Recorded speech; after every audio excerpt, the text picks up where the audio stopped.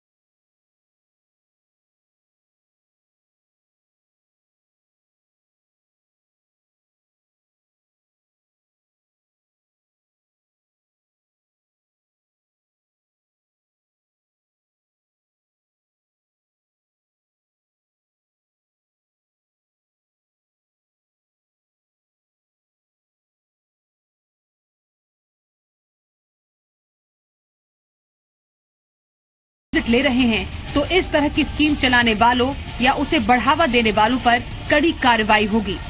Regulated schemes के repayment के तौर तरीकों पर भी नजर रहेगी ताकि वो डिफॉल्ट न कर सके। डिफॉल्ट की स्थिति में कठोर से कठोर सजा होगी।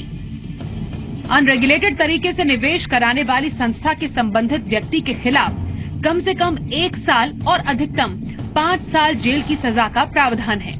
साथ ही जुर्माने के तौर पर कम से कम 2 लाख रुपए और अधिकतम 10 लाख रुपए लग सकते हैं। अगर किसी संस्था या व्यक्ति ने निवेशक को रुपए नहीं लौटाए या डिफॉल्ट किया तो ऐसी सूरत में कम से कम 3 साल और अधिकतम 10 साल की सजा और साथ में कम से कम 5 लाख रुपए और अधिकतम जितनी भी राशि जमा की गई है उसका दुगना जुर्माना देना होगा। अगर दूसरी बार अनरेगुलेटेड डिपॉजिट के तहत पैसा जमा कराता हुआ पकड़ा गया तो रिपीट ऑफेंडर को कम से कम 5 साल और अधिकतम 10 साल की सजा का प्रावधान है, जबकि जुर्माने के तौर पर कम से कम 10 लाख रुपए और अधिकतम 50 करोड़ रुपए चुकाने पड़ सकते हैं।